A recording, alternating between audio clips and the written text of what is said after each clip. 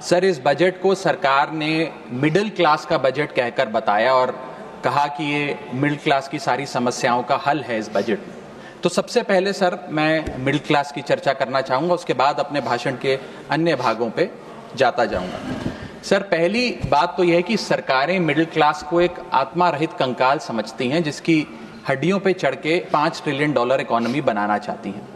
Sir, इस देश का मिडिल क्लास कमर तोड़ मेहनत करता है, लेकिन इस मेहनत के बावजूद मिडिल क्लास गरीब हो रहा है, अमीर नहीं हो रहा। गरीबों के लिए तो अक्सर सब्सिडीज और स्कीम्स लाई जाती हैं जो कि लानी भी चाहिए। अमीरों के लिए production linked incentives, rebate, tax incentives, न जाने क्या क्या लाया जाता है, लेकिन इस देश के मिडिल क्लास को कुछ हासिल नहीं होता। ऐसा लगता है कि सरकारें समझती हैं कि देश के मिडिल क्लास के ना सपने हैं ना अरमान है, लेकिन वो सोने का अंडा देने वाली वो मुर्गी है जिसकी गर्दन जब चाहे मरोड़ के टैक्स वसूल लिया जाए। इसी के चलते सर मैं कहना चाहता हूं कि इस देश में मांग यानी कि डिमांड इसलिए गिर रही है क्योंकि इस देश का मिडिल क्लास सिकुड़ रहा है।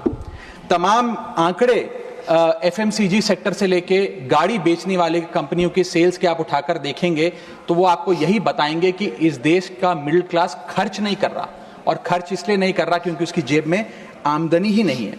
मिडिल क्लास खाली सेंसस के लिए नहीं है सर, उसके भी अपने अरमान हैं, उसके अपने सपने हैं।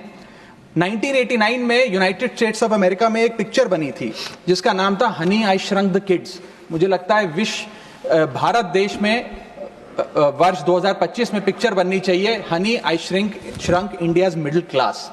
सर, मैं आपको साफ तौर पे बताना चाहता हूं कि मिडिल क्लास टैक्स उससे वसूला जाता है जैसे उससे किसी अधिकार से हम टैक्स ले रहे हैं और सुविधा उसको एहसान मुताबिक दी जाती है। सर, नेस्ले इंडिया के अभी आंकड़े आए जो इस देश की सबसे बड़ी एफएमसीजी कंपनियों में आता है। उस आंकड़ों में यह पता लगा कि 8 वित्तीय वर्षों में इस वर्ष सबसे कम ग्रोथ उन्होंने दर्ज कराई है। और जब नेस्ले इंडिया के चेयरमैन से यह बात पूछी गई कि क्यों आप अपनी लोएस्ट ग्रोथ पर आ गए, तो नेस्ले इंडिया के चेयरमैन ने कहा कि भारत का मिडिल क्लास खरीद नहीं रहा, भारत का मिडिल क्लास सिकुड़ रहा है।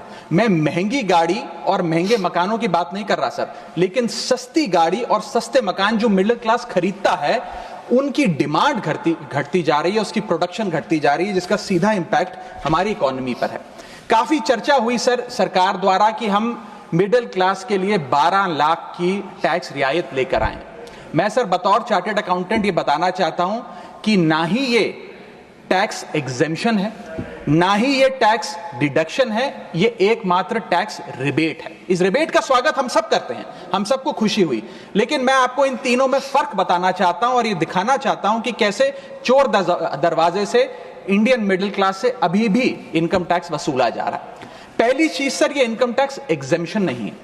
एग्जेम्पशन होता है जैसे एक सोर्स ऑफ इनकम पर इनकम टैक्स लगे ही ना, जैसे कि इस देश में एग्रीकल्चरल इनकम, खेती बाड़ी से जो कमाई होती है उस पर कोई इनकम टैक्स नहीं लगता। ये वो नहीं है। ये टैक्स डिडक्शन भी नहीं है। टैक्स डिडक्शन होता है कि फर्ज करिए आपने साल में 15 लाख रुपए कमाए, इनकम टैक्स डिडक्शन आपको 12 लाख रुपए की मिली, तो 15 घटा 12 3 लाख पर आपको इनकम टैक्स देना पड़ेगा। ये टैक्स डिडक्शन भी नहीं है, ये टैक्स रिबेट है।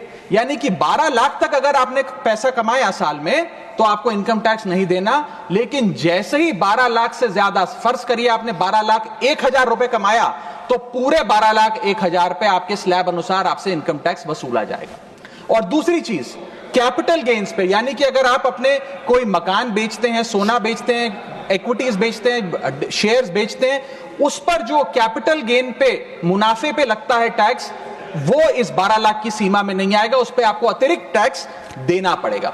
सर, लेकिन इस 12 लाख की रियायत से कितने लोगों को भारत देश में फायदा हुआ, यह भी समझने की आवश्यकता है। हम 140 करोड़ की आबादी वाले देश में रहते हैं, जिसमें मात्र 8 करोड़ लोग इनकम टैक्स की रिटर्न भरते हैं, और इन 8 करोड़ लोगों में से मात्र 3 करोड़ लोग इनकम टैक्स भी भरते हैं। यानी कि 8 करोड़ लोग इनकम टैक्स की रिटर्न भरते हैं, 5 करोड़ लोग जीरो इनकम दिखा के अपनी इनकम टैक्स की रिटर्न भरते हैं, जीरो टैक्सेबल इनकम, और उनसे कोई इनकम टैक्स नहीं वसूलती। लेकिन जो बाकी 3 करोड़ बचे, मात्र वो ही इनकम टैक्स भरते हैं। तो किन लोगों का फायदा हो रहा है, यह भी समझने की आवश्यकता। और इसका मुकाबला आप करिए सर, सीएमआई का डेटा बताता है कि इस देश में कंजम्पशन के आधार पे 43 करोड़ इंडियन, 43 करोड़ भारतीय भारत की मिडिल क्लास में आते हैं। 43 करोड़ में से मात्र 2 से 3 करोड़ लोगों को ही इसका फायदा होने जा रहा है। उसका हम स्वागत करते हैं, लेकिन बाकियों के लिए क्या? वित्त मंत्री जी ने यह फैसला जब सुनाया तो कहा कि इससे भारत की कंजम्पशन बढ़ेगी, खपत बढ़ेगी और इकोनॉमी का चक्का, इकोनॉमी का पहिया चलने लग जाएगा। मैं आपको बताना चाहता हूं और इस सदन में भविष्यवाणी करता हूं सर कि इस टैक्स रियायत से इस देश की कंजम्पशन नहीं बढ़ने वाली।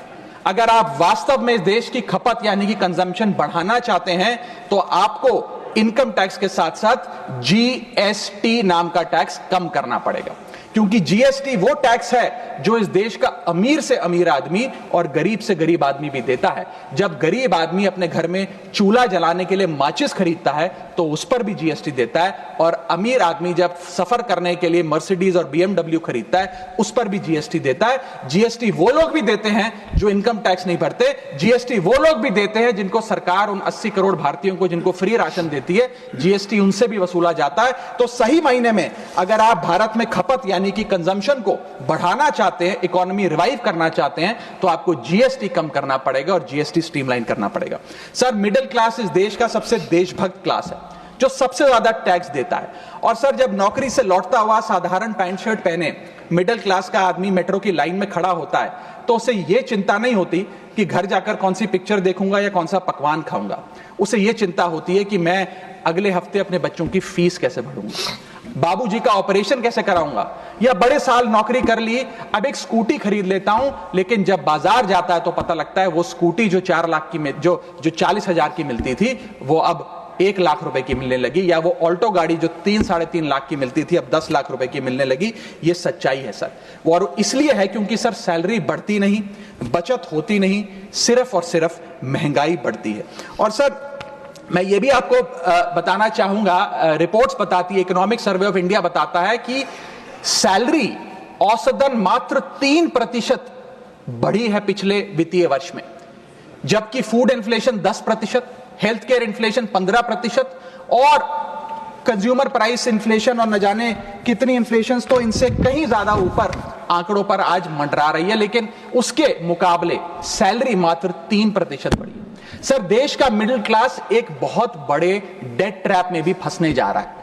मैं ये भी भविष्यवाणी आज करना चाहूंगा, क्योंकि भारत का household debt to GDP ratio आज 40% पे खड़ा हो गया। सरल भाषा में बताऊं तो भारत के मिडिल क्लास परिवार आज रोजमर्रा के जीवन के लिए, अपने डेली एक्सपेंसेस के लिए लोन लेने पर मजबूर हो गए हैं, चाहे वो पर्सनल लोन हो, चाहे वो क्रेडिट कार्ड के जरिए हो, या चाहे वो अन्य प्रकार से फाइनेंशियल इंस्टीट्यूशन से ब्याज पर पैसा लेना हो। यानी कि जो सैलरी 1 तारीख को आती है वो पहले ही आपके रोजमर्रा के जीवन में जो आपने खर्चा करने के लिए ब्याज पर पैसा लिया हुआ है उसके भुगतान में लग जाती है, और इंडिया का मिडिल क्लास एक डेट ट्रैप में फंसता जा रहा है। ये लोन कोई मकान बनाने के लिए या दफ्तर खरीदने के लिए या एसेट क्रिएशन के लिए नहीं है, ये day to day expenses meet करने के लिए, जो भारत के मिडिल क्लास को एक डेट ट्रैप में खड़ा करता जा रहा है।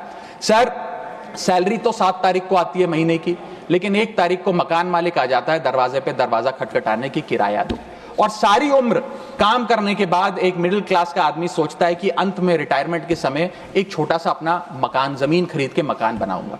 जमीन खरीद के मकान बनाना तो छोड़िए सर, आज रियल एस्टेट के प्राइसेस, आपकी अर्निंग्स, मिडिल क्लास की अर्निंग्स के मुकाबले इतने ज्यादा हैं कि रिटायरमेंट 2-3 जन्म काम करने के बाद, रिटायरमेंट लेने के बाद भी शायद वो 2 BHK अपार्टमेंट भी नहीं खरीद पाएगा। इसीलिए मिडिल क्लास आज सरकार को वो गाना सुनाना चाहता है कि सारी उम्र हम मर मर के जी लिए, एक पल तो अब हमें जीने दो।